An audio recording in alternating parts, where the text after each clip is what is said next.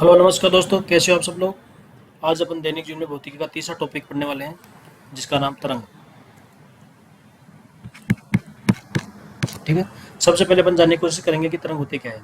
उसके लिए अपन मान लेते हैं कोई एक पानी की एक टंकी जो खुली है और इसके अंदर ये जल भरा हुआ है। जल का लेवल यहाँ तक मान लेते हैं अपन। ठीक है। इसके बाद में इसमें अपन बाहर से कोई एक पत्थर डालते हैं इसमें। ठीक है, ये एक पत्थर डाला तो अपन देखते हैं पत्थर डालने के बाद कि यहाँ से एक विक्षोभ उत्पन्न होता है, डिस्टर्बेंस उत्पन्न होता है, डिस्टर्बेंस। और ये विक्षोभ जो उत्पन्न होता है धीरे धीरे इसके किनारों की तरफ बढ़ता है। ठीक है। अब ये विक्षोभ जो यहाँ उत्पन्न हुआ, पानी में जो हलचल यहाँ पर उत्पन्न हुई, वो धीरे धीरे किनारों की तरफ गई। इसमें क्या मैकेनिक्स, मतलब क्या किसके कारण गया, उसको अपन जानने की कोशिश करें। तो जैसे यहाँ पर पत्थर अपन ने डाला तो इसमें जो पानी के कण थे यहाँ पर, इनमें कंपन गति स्टार्ट हुई। इस कण में कंपन हुआ, इसके कारण इसकी जो पास वाला पड़ोसी कण आगे वाला इससे टकराएगा और अपनी ऊर्जा इसको दे देगा। इसके बाद में ये हिलेगा तो इसे आगे वाले को ऊर्जा देगा, वो हिलेगा। इससे धीरे धीरे एक कण से दूसरे कण में ऊर्जा स्थानांतरित होती रहेगी और जो डिस्टर्बेंस विक्षोभ है यहाँ से किनारों की तरफ, यानी एक जगह से दूसरी जगह आगे तक बढ़ता जाएगा। ठीक है। अब इसमें अपन देखते हैं कि इसके अंदर जो माध्यमिक कण होते हैं ये क्या करें, मूल बिंदु के इर्द गिर्द, मूल बिंदु के माध्य स्थिति के इर्द गिर्द क्या करें, कंपन गति कर रहे हैं, कंपन गति। ठीक है। जबकि ये जो कण है केवल कंपन गति करें, यहाँ से यहाँ पर मोशन नहीं करे। ठीक है, गति नहीं करे, गति नहीं कर रही। ठीक है। तो तरंग गति में क्या होता है, माध्यम कणों की कंपन गति होती है, ना कि एक जगह से दूसरी जगह पे वो गति करते हैं। ठीक है, ये इसकी परिभाषा है। तो किसी माध्यम में उत्पन्न विक्षोभ या डिस्टर्बेंस जो माध्यम के कणों के प्रवाह के बिना ऊर्जा का स्थानांतरण एक जगह से दूसरी जगह तक कर देता है। यहाँ ऊर्जा का स्थानांतरण यहाँ से यहाँ पे कर रहा है, कण अपनी जगह पे कंपन गति करे, गति नहीं कर रहे हैं। विक्षोभ की यह गति तरंग कहलाती है। तरंग गति माध्यमिक कण जो होते हैं विक्षोभ के साथ आगे नहीं बढ़ते हैं। माध्यम के जो कण होते हैं विक्षोभ के साथ आगे नहीं बढ़ते, केवल यहाँ पर कंपन नहीं करते हो, बल्कि अपनी माध्य स्थिति के इधर उधर कंपन करते हैं। ठीक है। अब जो तरंगे होती है वो निर्वात और माध्यम दोनों में संचरण कर सकती है। निर्वात में जो संचरण करने वाली जो तरंगे होती है वो होती है विद्युत चुंबकीय तरंगे। आगे पढ़ेंगे इनको, विद्युत चुंबकीय तरंगे। जो माध्यम में संचरण करने वाली तरंगे होती है वो होती है अपनी यांत्रिक तरंगे। ठीक है। अपन अभी प्री के सबसे यांत्रिक तरंगों में केवल ध्वनि तरंगे पढ़ेंगे।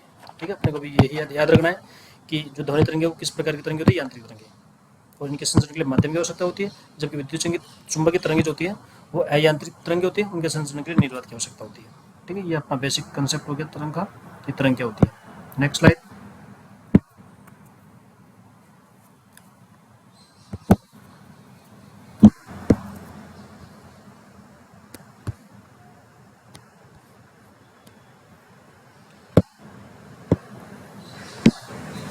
अब पढ़ेंगे इसमें सबसे पहले ध्वनि तरंगे।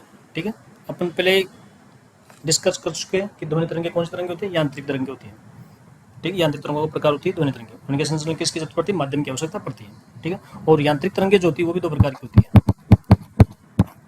एक होती है अनुप्रस्थ और एक होती है अनुदैर्ध्य।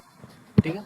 ये केवल आपको समझाने के उद्देश्य से लिख रहा हूँ, बाकी इनको अभी यहाँ पर अपने को याद करने की कोई जरूरत नहीं है। ठीक है। तो ध्वनि तरंगे जो होती है इसका उदाहरण है। ठीक है। तो ध्वनि तरंगे जो है अनुदैर्ध्य प्रकार की यांत्रिक तरंगे और जिनके संचरण के लिए माध्यम की आवश्यकता होती है, ये तो पहले पढ़ चुके हैं। ठीक है। और जो ध्वनि तरंगे होते हैं उनका जो वेग होता है ठोस में समय ज्यादा होता है, उसके बाद में द्रव में होता है, फिर होता है गैस में। इसको भी रखने की जरूरत नहीं है। अपन जैसे एग्जांपल के देते घर में स्टील के बर्तन होते हैं, उनको थोड़ा सा अपन पत्थर से किसी से स्टील के बर्तन को अपन मारते हैं तो बहुत तेज गति से और बहुत कम समय में ध्वनि सुनाई देती है। ठीक है। द्रव में से कम सुनाई देगी और गैस में बहुत ही बाद में सुनाई देगी। ठीक है। तो ठोस फिर ध्वनि की चाल जो होती है ठोस मध्य में सबसे अधिकतम होगी और गैस में सबसे न्यूनतम होगी। और दूसरी बात, ये ठोस, द्रव और गैस तीनों मध्य में संचरण कर सकती है। ठीक है। अगली बात, ये तरंगे निर्वात में संचरण नहीं कर सकते, अपन पहले पढ़ चुके। निर्वात में संचरण करने वाले तरंगों को अपन बोलते हैं विद्युत चुंबकीय तरंगे। ठीक है। यही कारण है कि अंतरिक्ष यात्री चंद्रमा के धरातल बिना किसी यंत्र के सामान्य रूप से बात नहीं कर सकता। इस टॉपिक को अपन यहाँ समझने की कोशिश करते हैं।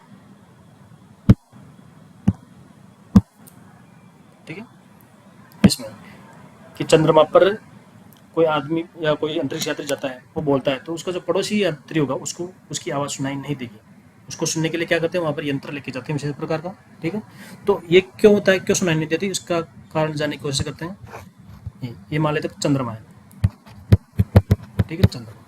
अब जो चंद्रमा होता है वहाँ पर प्लायन वेग जो होता है, एक होता है प्लायन वेग, एस्केप वेलोसिटी, प्लायन वेग, वो पृथ्वी के प्लायन वेग की तुलना में, पृथ्वी का जो प्लायन वेग होता है उसकी तुलना में बहुत ही कम होता है।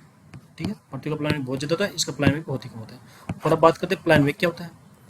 ये होता है वह न्यूनतम वेग जिससे किसी वस्तु को पृथ्वी की सतह से फेंका जाए तो वो पृथ्वी के गुरुत्वाकर्षण क्षेत्र को पार कर जाए, ये पृथ्वी मान लेते हैं और यहाँ इसको फेंका गया और ये यहाँ तक इसका गुरुत्वाकर्षण क्षेत्र है, इसको पार कर जाए और वापस पृथ्वी पर नहीं आए, ठीक है, आगे निकल जाए, इसी को बोलेंगे अपन प्लान वेग। इसी तरह से चंद्रमा के लिए प्लान वेग की बात करें तो चंद्रमा पर किसी वस्तु का वह न्यूनतम वेग जिसको उस वेग से ऊपर की तरफ फेंका जाए और वो चंद्रमा के गुरुत्व क्षेत्र को पार कर जाए, वापस वहां पर नहीं, उसको चंद्रमा का प्लान वेग बोल देंगे, ठीक है।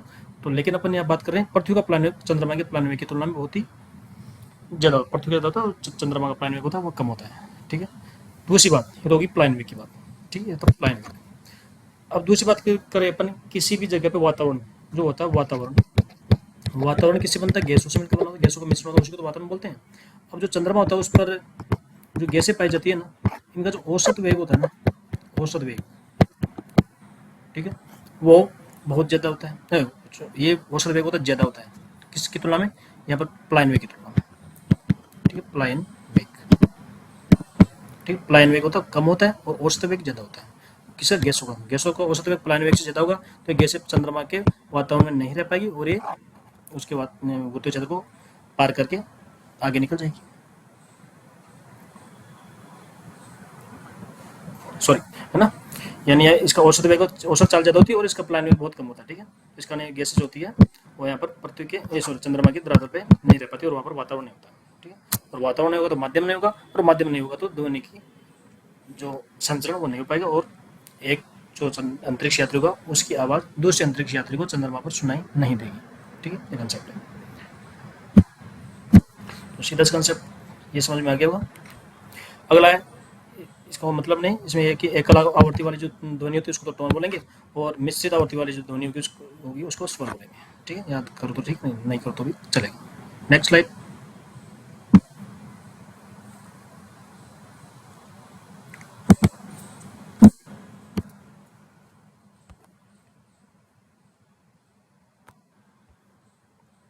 अब अपन बात करेंगे तरंगों के प्रकार के बारे में।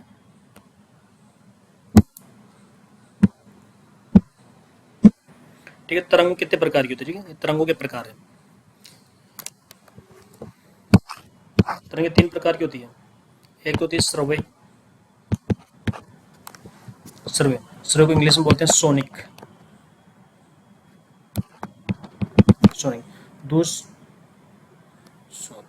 सॉरी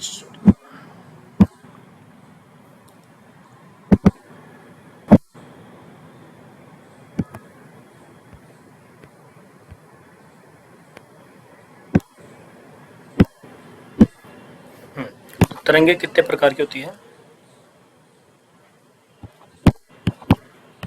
कौन सी तरंगे, ध्वनि तरंगे, अपन ध्वनि तरंगों की बात कर रहे हैं। ध्वनि तरंगे होती है, उनको आवर्ती के आधार पर 3 भागों में बांटा गया है। सबसे पहले जो होगी अपसर्वे, जिसको इंग्लिश में बोलेंगे इंफ्रासोनिक, क्या बोलेंगे, इंफ्रासोनिक। दूसरी जो होगी वो होगी सर्वे, इसको इंग्लिश में बोलेंगे सोनिक। और तीसरी जो होगी उनको बोलते हैं पराश्रव्य, इंग्लिश में बोलते हैं अल्ट्रासोनिक।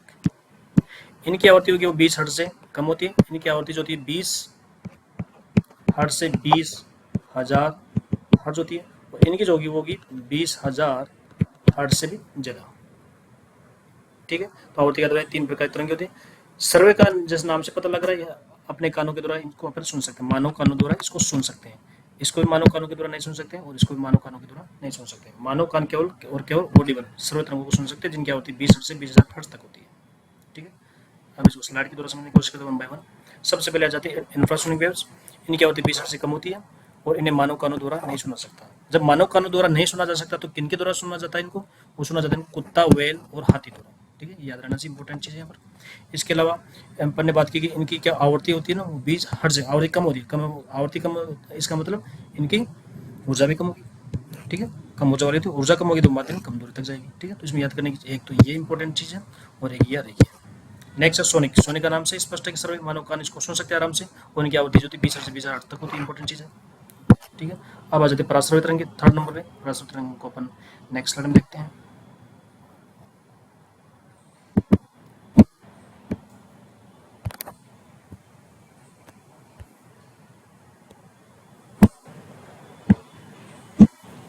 ये जो है ये अल्ट्रासोनिक वेव है, अल्ट्रासोनिक या परासर्विक, ठीक है। इनकी आवृत्ति कितनी होती है? 20 हर्ट्ज से 20,000 हर्ट्ज से ज़्यादा। इनकी आवृत्ति 20,000 हर्ट्ज से अधिक होती है। अब आवृत्ति अधिक होगी तो इनकी ऊर्जा ज़्यादा होगी और तरंग दैर्ध्य कम होगी तथा तरंग दैर्ध्य कम होती है। और इनकी ऊर्जा अधिक होती है, ऊर्जा अधिक होगी तो ये मध्यम अधिक दूरी तक गति करते हैं। इसके लिए अपने कंसेप्ट v = n लैम्डा एक सूत्र होता है, ठीक है। जिन तरंगों का वेग ज़्यादा होती है उनकी आवृत्ति ज़्यादा होती है, ठीक है। और आवर्ती तरंग दैर्ध्य में व्युत्क्रम अनुपात का संबंध होता है। अगर आवृत्ति ज़्यादा होगी ना, आवर्ती और तरंग दैर्ध्य में व्युत्क्रम अनुपात का होगा, यानी आवृत्ति बढ़ेगी तो तरंग दैर्ध्य घटेगी। और वेग में और आवृत्ति में समानुपात का होता है, वेग बढ़ेगा तो आवृत्ति बढ़ेगी। तो इनकी आवृत्ति क्या है? आवृत्ति ज़्यादा है, आवृत्ति ज़्यादा है, ठीक है। तो वेग भी ज़्यादा होगा, वेग ज़्यादा होगा तो ऊर्जा भी ज़्यादा होगी, ठीक है। ये अपन समझने की दृष्टि से एक फॉर्मूला है, इसको अपन याद रख सकते हैं। इसके आधार पर काफ़ी चीज़ें सॉल्व होती हैं। अगर याद करना चाहो तो याद कर सकते हो, बाकी 1 बाय 1 वैसे भी याद कर सकते हो, ठीक है। तो इनकी आवृत्ति हो गई। अब इनको मानव कानों द्वारा नहीं सुना जा सकता, बिल्कुल पहले अपन डिस्कस कर चुके हैं। जब मानव कानों द्वारा इनको नहीं सुन सकते फिर किसके द्वारा सुन सकते हैं? जैसे उनको जो पहले वाली तरंग थी कौन सी, इंफ्रासोनिक, ठीक है, अपसर्विक। उनको मानव कान तो नहीं सुनते थे, लेकिन उनको सुनता कौन था फिर? कुत्ता, ठीक है, और बैल और हाथी। जब इनको कौन सुनेगा? इनको सुनेगा कुत्ता, बिल्ली, बंदर, चमगादड़ और डॉल्फिन। ये इंपॉर्टेंट चीज़ हमें ये भी याद रखने की है। इसके अलावा ये अपन डिस्कस चुके हैं इस फॉर्मूले के आधार पर। इसके अलावा अपन बात करेंगे पराश्रय तरंगियों के उपयोग, सबसे इंपॉर्टेंट चीज़ है, ठीक है। अल्ट्रासोनिक वेव्स का उपयोग, इसको याद करने की ट्रिक है कि इसका जो पराश्रय तरंग है इनको बोलते हैं अल्ट्रासोनिक। इंग्लिश में क्या बोलते हैं? Ultrasonic wave. और सोनोग्राफी को इंग्लिश में क्या बोलते हैं? अल्ट्रासोनोग्राफी, ठीक है। तो अल्ट्रा से अल्ट्रा हो गया। और दूसरा वर्ड आ रहा है इसका सोनिक, तो सोनिक से हो जाएगा सोनार प्रणाली, ठीक है। अल्ट्रा से तो हो जाएगा अल्ट्रासोनोग्राफी यूएसजी, और सोनिक से जाएगा सोनार प्रणाली। और तीसरी चीज अपने को रखनी पड़ेगी हवाई अड्डों पर धुंध को हटाने में। 3 जगह इसका उपयोग करते हैं, वेरी वेरी इंपॉर्टेंट है तीनों टॉपिक, ये तीनों पॉइंट। Next slide.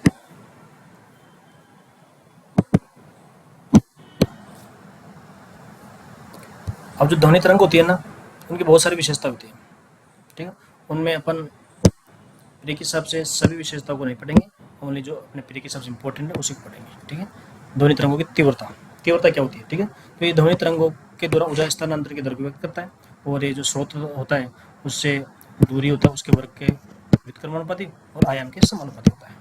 ये ध्वनि तरंगों के आयाम के समानुपाती, जो ध्वनि तरंग है ना उनके आयाम के तो समानुपाती और स्रोत से दूरी के वर्ग के व्युत्क्रमानुपाती होता है। सबसे इंपॉर्टेंट चीज, इनका कोई मतलब मीन नहीं है, यहाँ पर केवल समझने के हिसाब से पूछा क्या जाता है इसमें। इसकी जो मात्रक होता है वो होता है डेसिबल, इसको डेसिबल मापते हैं ध्वनि की तीव्रता को, ठीक है। अब इसके बाद में ये जो टेबल वेरी वेरी इंपॉर्टेंट है, ठीक है। अब हम सबसे पहले पढ़ेंगे WHO के द्वारा, ठीक है। तो WHO के द्वारा प्रदूषण के 2 लेवल बताए गए हैं, ठीक है। एक तो बताया गया सुरक्षित ध्वनि प्रदूषण और एक बताया गया ध्वनि प्रदूषण, ठीक है। सुरक्षित ध्वनि प्रदूषण का जो लेवल बताया गया वो 45 डेसिबल है। 45 डेसिबल से कम अगर तीव्रता तो वो सुरक्षित है, ठीक है। और अगर 80 डेसिबल से ज़्यादा जा रहा है तो वो ध्वनि प्रदूषण, ठीक है। तो सुरक्षित ध्वनि प्रदूषण का लेवल 45 डेसिबल तक है और 80 डेसिबल से ऊपर गया तो उसको बोलेंगे ध्वनि प्रदूषण, ठीक है। इसके बाद हम बात करेंगे इनकी साधारण बातचीत। साधारण बातचीत में कितनी होती है? 30 से 40 डेसिबल, ठीक है। इसके अलावा तेज बातचीत में 50 से 60 डेसिबल। इसके अलावा रात्रि के समय शांत क्षेत्र, हॉस्पिटल्स, स्कूल्स, ठीक है। हॉस्पिटल स्कूल आप यहाँ पर ऐड कर सकते हो, ठीक है। इनमें कितनी होगी? 45 डेसिबल, ठीक है। और ध्वनि प्रदूषण किसे बोलेंगे? तो अपन बोलेंगे 80 डेसिबल से ऊपर, ठीक है। और जो जेट विमान है वहाँ पर जो सोनिक बूम होता है वहाँ पर कितना होगा? इसकी तीव्रता होगी 150 डेसिबल से ज़्यादा, सब में ज़्यादा यहाँ पर होती है। और याद करना चाहो तो शायद का होगा 110 से 120, और औद्योगिक यंत्र और कारखानों में होगा 100 से 120 डेसिबल, ठीक है। तो ये table very very important. Next slide.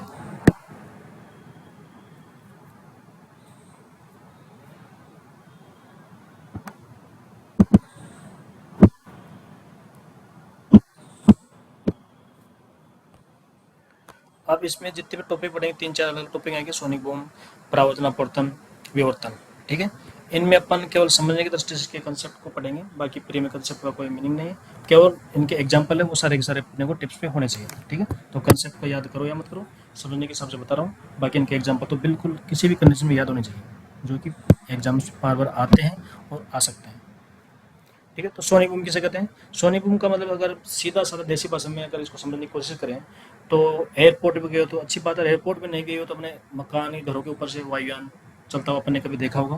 तो ये चलो ये यहाँ पर ये वायुयान जा रहा है, अपने ये मकान है, ठीक है, ये वायुयान जा रहा है, लेकिन वायुयान तो यहाँ पर, लेकिन इसकी जो आवाज़ सुनाई देती है ना वो ये वायुयान से बहुत पीछे सुनाई देती है। ठीक है, वायुयान यहाँ होता है, इधर जा रहा है ये, जबकि उसकी जो आवाज़ ध्वनि की जो गूंज होती है उसके पीछे सुनाई देती है। इसी को अपन बोलेंगे सोनिक बूम।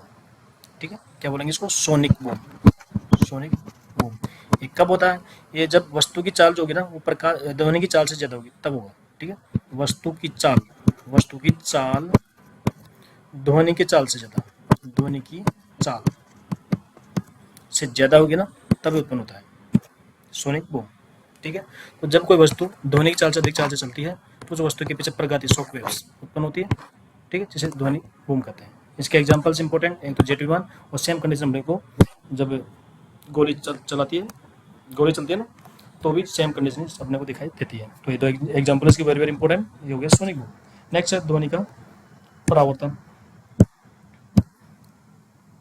ठीक है, परावर्तन अपन ने 6 से 10th क्लास में साइंस के अंदर पढ़ा होगा, सब जानते हैं परावर्तन क्या होता है। परावर्तन के लिए क्या होना है? एक तो परावर्तक सतह का होना जरूरी है। ठीक है, परावर्तन होता क्या है? मान लीजिए ये कोई ध्वनि की तरंग, ये कोई आपकी ध्वनि तरंग है, यहाँ पे गई, इसे टकराई तो वापस इसी माध्यम वापस आ गई। ये माध्यम 1 है, ये माध्यम नंबर 2 है। ठीक है, तो परावर्तन के अंदर ध्वनि तरंग परावर्तक सतह से टकरा कर उसी माध्यम वापस आ जाती है, आगे नहीं जाती। इसको ध्वनि का परावर्तन कहते हैं। ठीक है, तो ध्वनि तरंग किसी ठोस या ध्रुव सतह, ठोस या ध्रुव होनी चाहिए, उससे पुनः उसी माध्यम में लौटाना ध्वनि का परावर्तन कहते हैं। और इसके लिए जो परावर्तक सतह इसका बड़ा होना जरूरी है, क्योंकि ध्वनि तरंगों की जो तरंग दैर्ध्य होती है वो बड़ी होती है। ठीक है, तरंग दैर्ध्य ज्यादा होती है तो इस परावर्तक सतह का बड़ा होना जरूरी है। तो इसके लिए बड़ी परावर्तक सतह की आवश्यकता होती है, क्योंकि इनका तरंग दैर्ध्य बहुत ज्यादा होता है, अधिक होता है। ठीक है, इसके वेरी वेरी इंपॉर्टेंट एग्जांपल जो लेटेस्ट RS प्री में पूछा गया था, स्टेथोस्कोप। ठीक है, और हॉर्नबीसी का एग्जांपल है, ये दोनों इंपॉर्टेंट है, याद होना चाहिए। तो ये हो गया ध्वनि का परावर्तन। Next slide.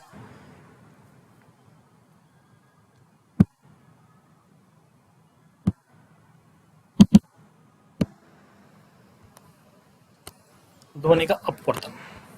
ठीक है, रिफ्रैक्शन ऑफ साउंड वेव्स।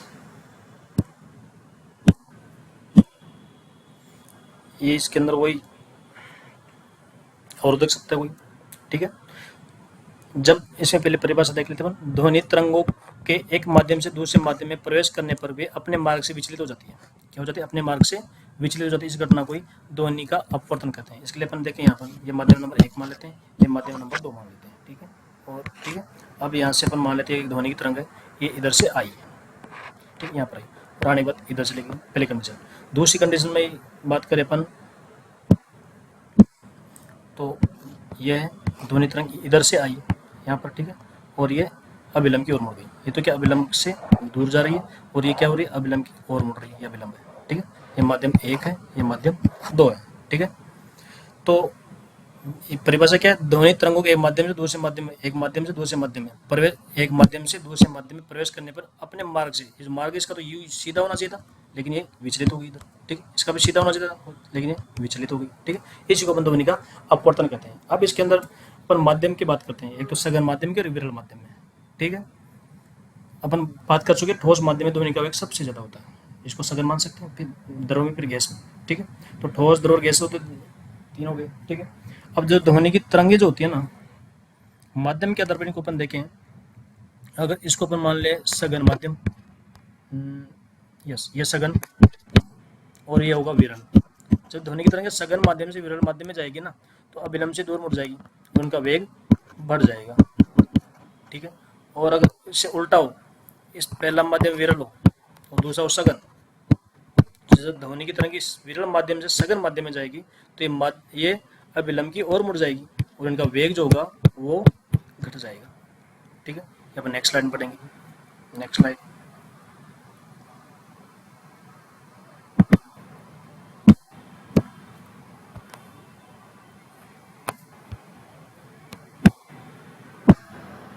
ठीक है, जो अपन डिस्कस कर चुके हैं वो इसमें लिखा हुआ है। जब ध्वनि तरंग एक माध्यम से दूसरे माध्यम में प्रवेश करती है तो उनके वेग व तरंग दैर्ध्य में तो परिवर्तन होता है लेकिन आवृत्ति में परिवर्तन नहीं होता। इंपोर्टेंट चीज अपन उधर नहीं पढ़े अपन। इसमें क्या आवृत्ति होती है ना, माध्यम चेंज होता है तो आवृत्ति में कोई परिवर्तन नहीं होता, नो चेंज। जबकि इसका जो वेग होगा ना, एक तो और जो तरंग दैर्ध्य होगा, इन दोनों में चेंज होगा। ठीक है, इसके बाद जब ध्वनि तरंगे सघन माध्यम से विरल माध्यम में प्रवेश करती है तो वे अविलंब से दूर मुड़ जाती है तथा उनका वेग बढ़ जाता है, अपन डिस्कस कर चुके हैं। और जब ध्वनि तरंगे विरल माध्यम से सघन माध्यम में प्रवेश करती है तो वे अविलंब की ओर मुड़ जाती है तथा उनका वेग घट जाता है, ये भी अपन डिस्कस कर चुके हैं। अब इसका एग्जाम्पल वेरी इंपॉर्टेंट, ये याद रखना पड़ेगा, ठीक है। जो अपने रामायण है केवल समझने के हिसाब से अपने बोलिए, मेन चीज़ ये है इसकी कि अपवर्तन के कारण ध्वनि की तीव्रता रात के समय दिन के समय की तुलना में अधिक सुनाई पड़ती है, ठीक है। RSP का क्वेश्चन आएगा तो यही जाएगा। तो ये हो गया अपने ध्वनि के अपवर्तन का उदाहरण, ठीक है। परावर्तन का उदाहरण अपन ने देखा था स्टेथोस्कोप, हॉर्न, और अपवर्तन का उदाहरण है रात्रि के समय ध्वनि की तीव्रता दिन के समय की तुलना में अधिक सुनाई पड़ती है। Next slide.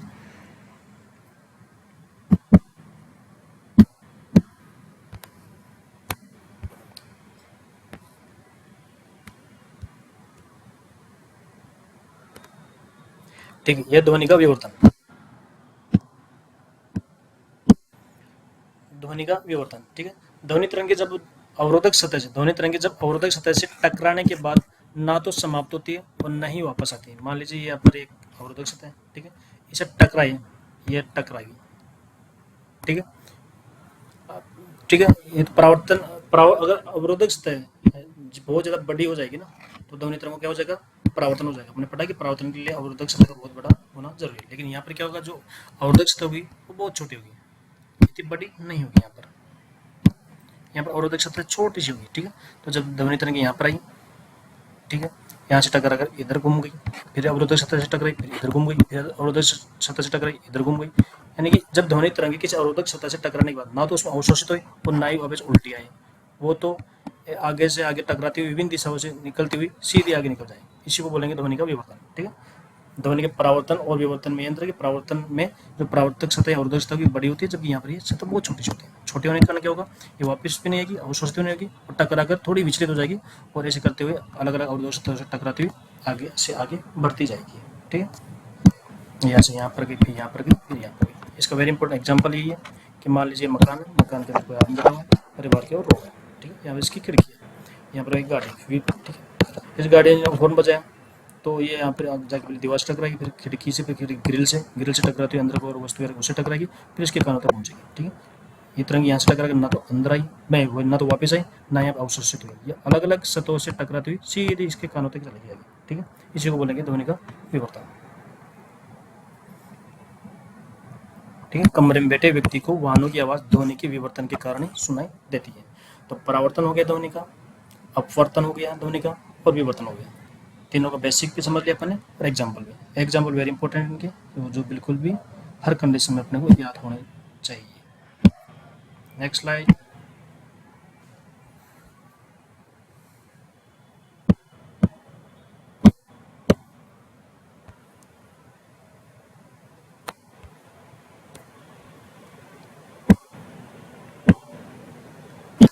अब बात करेंगे अनुरणन, यानी कि जिसको बोलते हैं रिवर्बरेशन।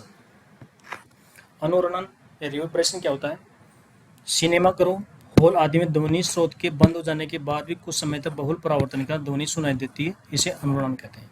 इसमें अपन जो सिनेमा और पिक्चर देखने के लिए जाते हैं तो जैसे कोई डायलॉग बोला जाता है तो उसको बोलने के बाद भी मैं कुछ समय तक वो उसकी जो गूंज हो तो अपने को बार बार सुनाई देती रहती है, ठीक है। उसी को क्या बोलेंगे, ध्वनि का अनुरणन कहेंगे। और अनुरणन का नुकसान क्या है, ये जो गूंज बोलने के बाद भी गूंजेगी ना तो अपने को फिर आगे जो बोलेगा तो मिक्सअप हो जाएगा, ठीक है। तो उस मूवी को देखने में अपने को मजा नहीं आएगा, ठीक है, बार बार आवाज गूंजती रहेगी। इसको रोकने के लिए क्या करते हैं अपन पिक्चर हॉल्स में, अनुरणन को कम करने के लिए दीवारों की खुदरा बनाते हैं, वहां पर छिद्र रखते हैं और पर्दों पर ध्वनि अवशोषक पटलों का उपयोग करते हैं, ठीक। तो अनुरणन को अपन पिक्चर हॉल के एग्जाम्पल से आसानी से समझ सकते हैं, ठीक है। इसके बाद में अगली बात है, ये इसका वेरी इंपॉर्टेंट एग्जाम्पल हो गया प्रतिध्वनि। प्रतिध्वनि अथवा इको। इको क्या होता है, प्रति का मतलब होता है टकरा के वापस आना, ठीक है। तो सीधा सा वही है, डेफिनेशन देख लेते हैं। किसी स्रोत से उत्पन्न ध्वनि जब किसी दूर स्थित सतह से परावर्तित होकर पुनः सुनाई देती है तो इसे ध्वनि का इको कहते हैं। यहाँ पर एक स्रोत है, ये ध्वनि उत्पन्न और दूर स्थित परावर्तक सतह है। अपने बात की परावर्तन के लिए क्या होना, सतह बहुत बड़ा होना चाहिए, छोटी सी होगी तो क्या हो जाएगा, ध्वनि का परावर्तन ना होकर विवर्तन हो जाएगा, ठीक है। तो परावर्तक सतह से टकरा कर वापस आएगी और उस व्यक्ति को वापस सुनाई देगी, ठीक है। उसी को प्रतिध्वनि कहते हैं। अब प्रतिध्वनि स्पष्ट रूप से सुनाई दे, ठीक है, उसके लिए क्या क्या कंडीशन होना जरूरी है, इसमें से सबसे पहले इसमें जो ध्वनि इसने बोली और वापस आके इसने सुनाई दी, इसके बीच में कम से कम 0.1 सेकंड, कितना 0.1 सेकंड का अंतराल होना चाहिए, अंतराल फर्स्ट। दूसरा है ये जो ध्वनि का स्रोत है या तो वो स्रोत मान सकते हैं या कोई पर्सन बोल रहा है, इसके और इस परावर्तक सतह के बीच की दूरी है वो कम से कम 16.6 मीटर होनी चाहिए। उस बुक्स में इसको 17 मीटर भी लिखा है, ठीक है। तो कम से कम इसका एवरेज अपन 16.6 मीटर मान सकते हैं, ठीक है। ये क्वेश्चन पूछा हुआ है, ठीक है। और परावर्तक सतह का क्षेत्रफल अधिक होना चाहिए, अपन डिस्कस कर चुके हैं, क्योंकि यहाँ पर भी ध्वनि का परावर्तन हो रहा है। तो ये प्रतिध्वनि हो गया, ठीक है। ये कंडीशन तीनों इंपोर्टेंट है, याद होनी चाहिए। Next slide.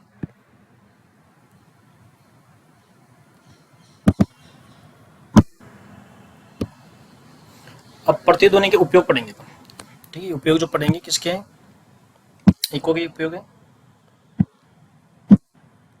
ठीक है। प्रतिध्वनि के प्रतिध्वनि के उपयोग है, ठीक है। इनका उपयोग किस किस में करते हैं। प्रतिध्वनि की सतह से एक तो समुद्र की गहराई, पहला हो गया समुद्र की गहराई, दूसरा हो गया वायुयान की ऊंचाई, और तीसरा दूर स्थित किसी पहाड़ी की दूरी का पता लगाने के लिए। इसको सिंपल से याद करने का तरीका है कि मान लीजिए एक पर्सन खड़ा है, रटने का तरीका बता रहा हूँ, जिनको याद नहीं हो, समझ में नहीं आए उनके लिए। तो आदमी में खड़ा है तो एक बार तो सामने देखेगा, एक बार नीचे देखेगा और एक बार ऊपर देखेगा, ठीक है। उसके लिए मैक्सिमम जो पॉसिबल, जो आराम से देख सके, ये एक पॉसिबल कंडीशन बनती है, या तो सामने देखेगा या वो नीचे देखेगा या वो ऊपर की तरफ देखेगा, ठीक है। ऊपर की तरफ देखेगा तो उसको ऊपर की तरफ तो क्या दिखाई देगा, वायुयान दिखाई देगा, ठीक है। एग्जाम्पल ऊपर तो वायुयान, ठीक है। नीचे देखेगा तो नीचे इसको समुद्र का एग्जाम्पल मान लेते हैं, तो वो नीचे की तरफ समुद्र मान लेते हैं इसको, क्योंकि समुद्र नीचे की तरफ होता है मैक्सिमम। सामने की बात करें तो सामने को पहाड़ी मान लेते हैं, क्या मान लेते हैं, पहाड़ी। ये याद करने के तरीके, सामने तो पहाड़ी को देख रहा है, ऊपर क्या है, वायुयान चलते हैं तो ऊपर वायुयान और नीचे की तरफ समुद्र को, ठीक है। तो एक तो वायुयान की ऊंचाई का पता लगा सकते हैं इसे, और सामने पहाड़ी की दूरी का पता लगा सकते हैं, और एक समुद्री गहराई का पता लगा सकते हैं, ठीक। पहला एग्जाम्पल तो ये हो गया। दूसरा हो गया चमगादड़ और डॉल्फिन जो होती है ना, ठीक है, वो शिकार करती है। शिकार चमगादड़ और डॉल्फिन द्वारा शिकार परभक्षी अथवा बाधा का पता लगाने में, ठीक है। तो चमगादड़ और डॉल्फिन है वो भी इको के द्वारा अपने जो इसको कोई नुकसान पहुंचाने के लिए कोई आ रहा है, ठीक है, उसका इको के द्वारा ही पता लगाता है, ठीक है। कोई शिकारी तो नहीं आ रहा, कोई परभक्षी तो नहीं आ रहा, ठीक है, उसका पता भी ये इको के द्वारा ही लगाते हैं। तो ये दो एग्जाम्पल इंपॉर्टेंट, ये भी इंपॉर्टेंट और ये भी इंपॉर्टेंट, ये भी याद होना चाहिए। Next slide, sorry next topic की बात करते हैं, अनुनाद, रेजोनेंस। अनुनाद क्या होता है, जब कोई वस्तु मुक्त रूप से दोलन कर रही होती है, ठीक है, और उसके ऊपर कोई बाह्य बल आरोपित करे, जिसकी जो बाह्य बल आरोपित करे उसकी आवृत्ति भी उसी के बराबर हो जिस बल से वो मुक्त रूप से दोलन कर रही है, ठीक है, तो उसके आयाम में वृद्धि हो जाती है। इसी को अपन क्या बोलते हैं, अनुनाद बोलते हैं, ठीक है। यानी कि जब कोई वस्तु मुक्त रूप से दोलन कर रही है और उसकी आवृत्ति के समान आवृत्ति वाला बाह्य बल उस पर आरोपित किया जाए तो उसके आयाम में वृद्धि हो जाती है, इसे अनुनाद कहते हैं, ठीक है। इसका सिंपल सा जो एग्जाम्पल है एग्जाम्स में पूछते हैं वो है ये पुल वाला, ठीक है। पुल पार करते समय अनुनाद से बचने के लिए ही सैनिकों की टुकड़ी को कदम मिलाकर नहीं चलने की सलाह दी जाती है, ठीक। अगर एक सारे के सारे सैनिक पुल पर कदम मिला लेंगे तो जो मुक्त रूप से दोलन कर रहा है पहले से पुल, उसकी आवर्ती और वो जो कदम ताल मिलाएंगे एक साथ, ठीक है, जो बल लगाएंगे पुल के ऊपर उनके कदमों से, उसकी आवर्ती वो कहना कि मैच कर गई तो आयाम बहुत ज़्यादा बढ़ जाएगा और पुल टूट जाएगा, ठीक है। और उसको टूटने से बचाने के लिए सैनिकों को सलाह दी जाती है कि आप कम से कम पुल के ऊपर कदम ताल नहीं मिलाएं, ठीक है। बाकी से कदम ताल मिला के चलते हैं लेकिन पुल पे नहीं चलते हैं, ठीक है। इसका दूसरा एग्जाम्पल होता है टीवी और रेडियो की कार्यप्रणाली, इसमें भी अनुनाद का उपयोग करते हैं, ठीक है। तो ये दोनों एग्जाम्पल बिल्कुल इंपॉर्टेंट याद करने हैं। Next slide.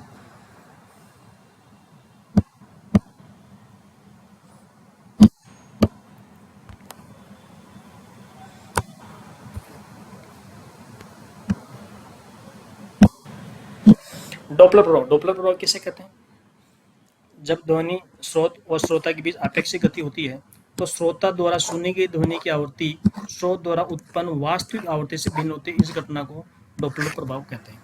बिल्कुल सिंपल सा इनका एग्जाम्पल है, ठीक है। इसमें केस अगर स्रोत और श्रोता के बीच की दूरी घटेगी तो आवृत्ति बढ़ेगी, और जब दूरी बढ़ेगी तो आवृत्ति घटेगी। सीधा सा मान लीजिए कोई माइक चल रहा है, ठीक है, और अपन माइक से 1 किलोमीटर दूर है, ठीक है, माइक गांव में चल रहा है, अपने 1 किलोमीटर दूर किसी खेत में है, ठीक है। अपन गांव की तरफ जाएंगे तो माइक की आवाज़ अपने को बढ़ती, उसकी जो माइक की जो आवाज़ होगी बहुत तेज़ गति से सुनाई देगी, और उससे दूर जाएंगे तो उसकी आवाज़ जो होगी अपने धीमी गति से सुनाई देगी, ठीक है। यानी कि अब उसके पास की तरफ जाएंगे अपेक्षित रूप से तो आवृत्ति बढ़ी हुई, जब भी दूर की तरफ जाएंगे तो आवृत्ति घटी हुई प्रतीत होती है, ठीक है। इसी को अपन बोलेंगे डॉपलर प्रभाव। Next slide.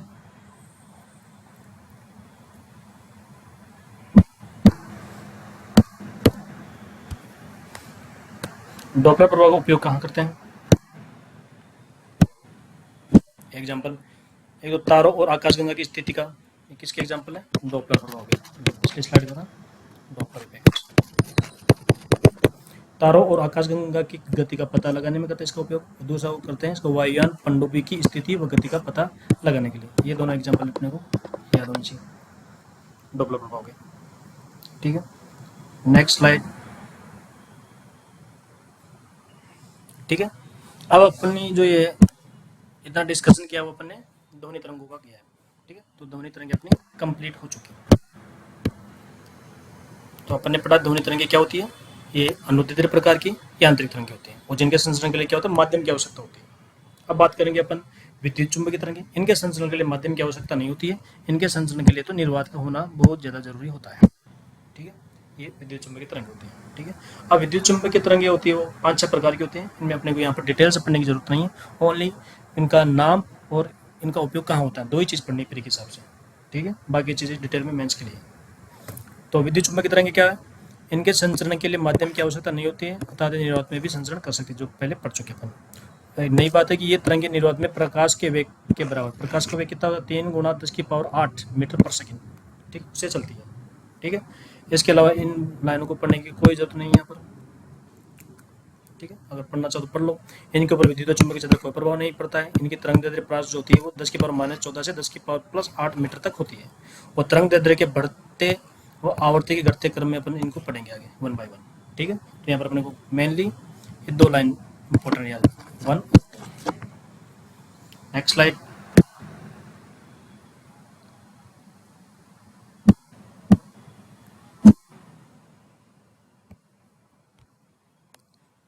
विद्युत चुंबकीय तरंगों में जो पहली तरंग है वो गामा। ठीक है, गामा तरंग सबसे पहले पढ़ेंगे इसमें। इनमें अपने को प्री के हिसाब से इनका कोई मीनिंग नहीं। प्री के हिसाब से 2 चीज याद करनी है, एक तो उत्पत्ति कहाँ से होती है और उपयोग कहाँ होता है। तो इनकी उत्पत्ति होती है वो रेडियो समस्थानिकों से होती है, बिल्कुल सबको पता है इस चीज़ का। और इनका जो उपयोग होगा वो भी नाभिक से रिलेटेड ही होगा, एक तो नाभिक विक्रिया में और कृत्रिम रेडियो सक्रियता में। ठीक है, दोनों सेम सी चीज़ें याद करने में बिल्कुल ईजी है। उत्पत्ति भी रेडियो समस्थानिकों से और उपयोग भी नाभिक विक्रिया में और कृत्रिम रेडियो सक्रियता में। सेकेंड नंबर की किरण है एक्स किरण, इसको पढ़ेंगे नेक्स्ट स्लाइड में।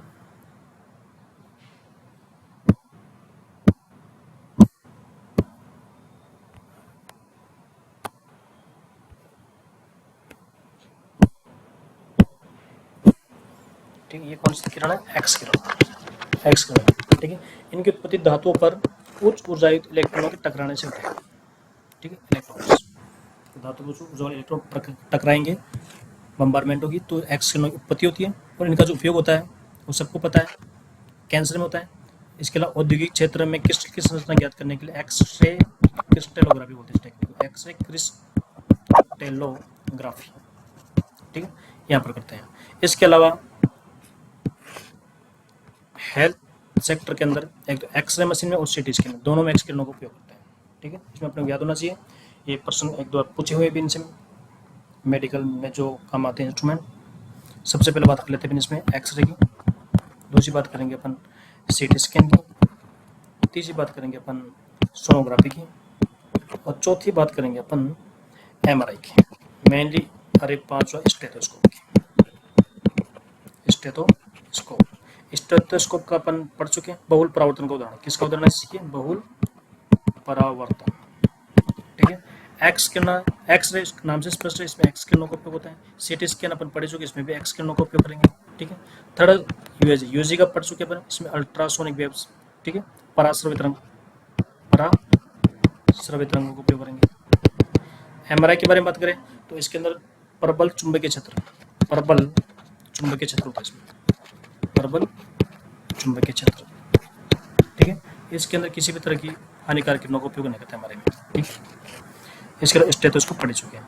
तो इसके अंदर एक क्वेश्चन आता है कि प्रेगनेंसी में कौन सा टेस्ट अपन करवा सकते हैं, प्रेगनेंसी में गर्भवती महिला में कौन सा टेस्ट नुकसान नहीं पहुंचाता। तो इसके अंदर अपन सोनोग्राफी और एमआरआई करवा सकते हैं।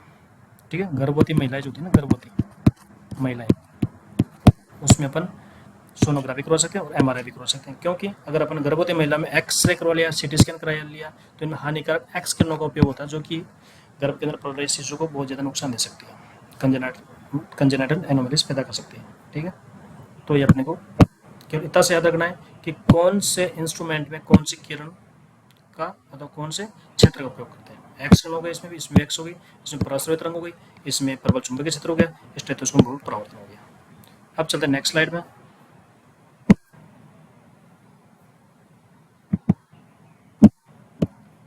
पराबैंगनी तरंग किरण, ठीक है,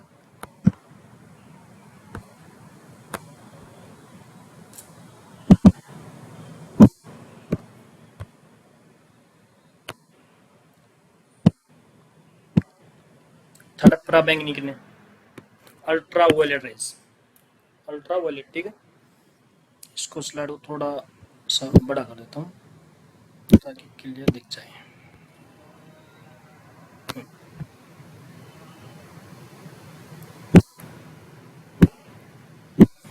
ठीक है, पराबैंगनी किरणों के बारे में बात करें तो इसकी उत्पत्ति किससे होगी? सूर्य के समान उच्च तपनिकायों से। ठीक है, पराबैंगनी किरणें सूर्य से तो आती है। ठीक है, इसके अलावा सूर्य के समान उच्च तप, हॉट, बहुत ज़्यादा तेज गर्मी है तापमान वाले जो निकायों की सिस्टम है, वहाँ से इसकी उत्पत्ति होती है। और इसका जो उपयोग होता है वो यह होता है, एक तो प्रकाश विद्युत प्रभाव में, जीवाणु को नष्ट करने में, जल का शुद्धिकरण, मशीनों की सफाई और शल्य उपकरणों को विकसित करने में, और चौथा आंखों की लेसिक सर्जरी में। इसको याद करने का तरीका है सिंपल सा है कि जीवाणु को नष्ट करें तो भी अपन क्या करें, वहाँ के वातावरण को शुद्ध कर रहे हैं। जल का शुद्धिकरण करें तो जल के वातावरण को शुद्ध कर रहे हैं। मशीनों की सफाई और शल्य उपकरणों को भी संक्रमित करें तो वहाँ के वातावरण को सफाई करें। कुल मिलाकर अपन देसी भाषा में समझे तो सफाई में इसका उपयोग करते हैं। सफाई के 3-4 एग्जाम्पल अपने को याद रख लेना है इस ट्रिक से। जीवाणु को नष्ट करने में, जल के शुद्धिकरण में, मशीनों की सफाई करने में और शल्य उपकरणों को भी संक्रमित करने में इसका उपयोग करते हैं। ठीक है, इसके अलावा 2 अलग हो एग्जाम्पल इसके, प्रकाश विद्युत प्रभाव और आंखों की लेसिक सर्जरी, ये होगी पराबैंगनी किरणें। अब बात करेंगे नेक्स्ट दर्शक किरणों के बारे में। ठीक है, इनके दर्शक किरणों की जो उत्पत्ति होती है वो बल्ब और दीपक आदि से होती है। दैनिक जीवन में काम में आते हैं, अपन जो मोमबत्ती लगाते हैं, दीपक लगाते हैं या बल्ब जलाते हैं, उसके अलावा देख पाते हैं, तो दर्शक किरणों का उपयोग देखने में होता है और इनकी जो उत्पत्ति होती है बल्ब से और दीपक से होती है। Next slide.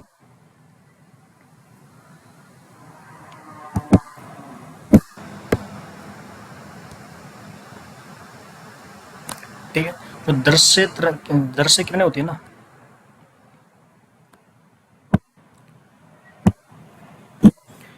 इन दर्शक किरणों में एक इंपॉर्टेंट चीज सतह प्रेम है, इनमें बैंगनी रंग से लाल रंग की तरफ तरंग दैर्ध्य बढ़ती है। इनको याद करते हैं विवी की ओर से,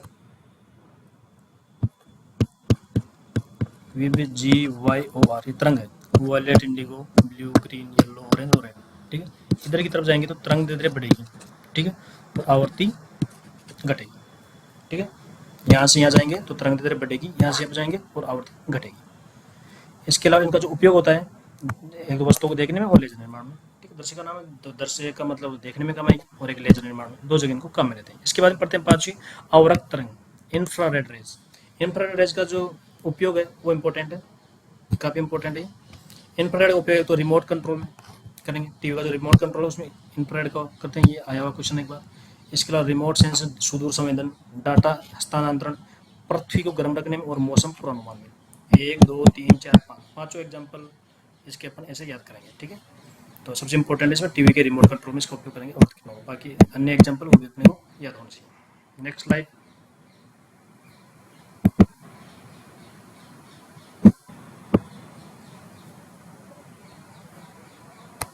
सूक्ष्म तरंगे, सूक्ष्म तरंगे काफी इंपॉर्टेंट है, इनके एग्जाम्पल।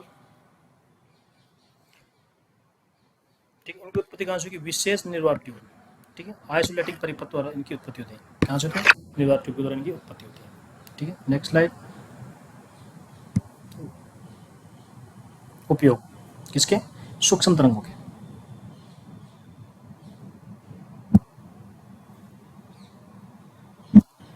अब सूक्ष्म तरंगों के उपयोग देख लेते हैं।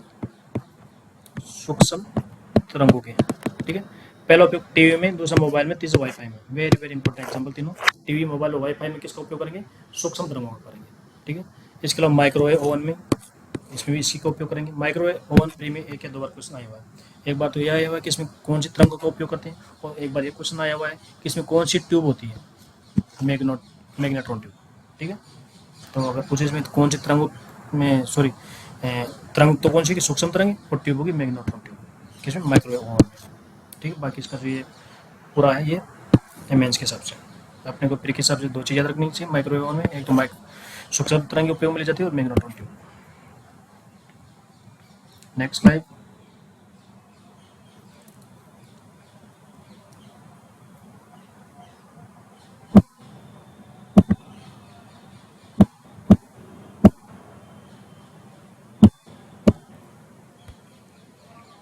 अब आ जाता है रेडियो तरंगे। इनको अपन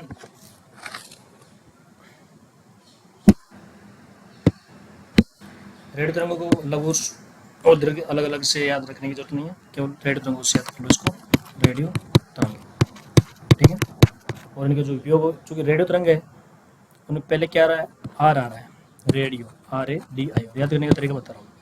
तो इनका उपयोग होगा एक तो राडार में, एक रेडियो में, एक टीवी में और टेलीफोन में। ठीक है, आर भी दो आएगा, टी भी दो आएगा। ठीक, आर कैसे याद रख सकते हैं, रेडियो से। ठीक है, आर में दो आ गए, एक तो राडार आ गया, पहला आर तो हो गया राडार और दूसरा आर आ गया रेडियो। टी के अंदर पहला टी टीवी और दूसरा टी आ गया टेलीफोन। ठीक है, तो इसका उपयोग किस में करते हैं, आर टी में करते हैं, रेडियो का। Next web.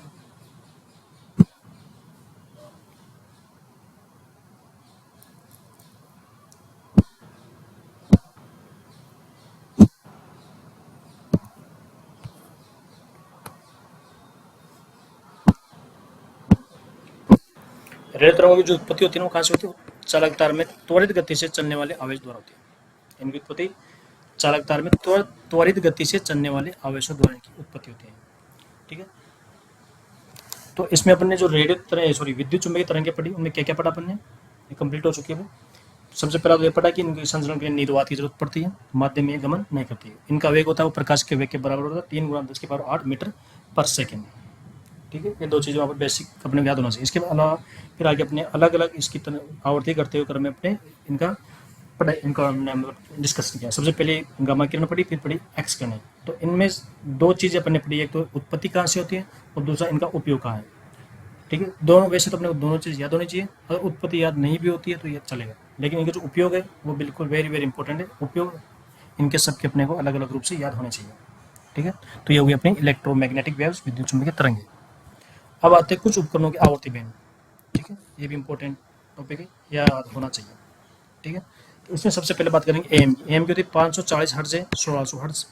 एफएम की होती है 88 मेगा हर्ट्ज से 108 मेगा हर्ट्ज। और टीवी की होती है 54 मेगा हर्ट्ज से 890 मेगा हर्ट्ज। और सेल्यूलर मोबाइल रेडियो की 896 मेगा हर्ट्ज से 935 मेगा हर्ट्ज। ठीक है, ये भी इंपॉर्टेंट है, याद होना चाहिए।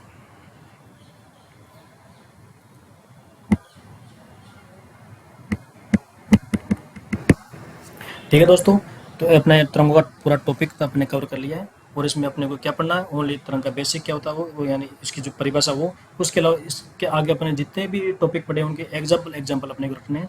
तो अगर अपन इनका शॉर्ट में रिवीजन करना चाहे तरंग का, तो मात्र 10 मिनट का टॉपिक है। एक बार पढ़ लिया तो तरंग पूरी की पूरी अपने को 10 मिनट में पूरी कवर हो जाएगी। क्या पढ़ना है, एक तो कौन क्या जैसे क्या है और उसका एग्जाम्पल क्या है। ठीक है, इको का क्या एग्जाम्पल है, ध्वनि परावर्तन है क्या का क्या एग्जाम्पल है, विवर्तन का क्या एग्जाम्पल है।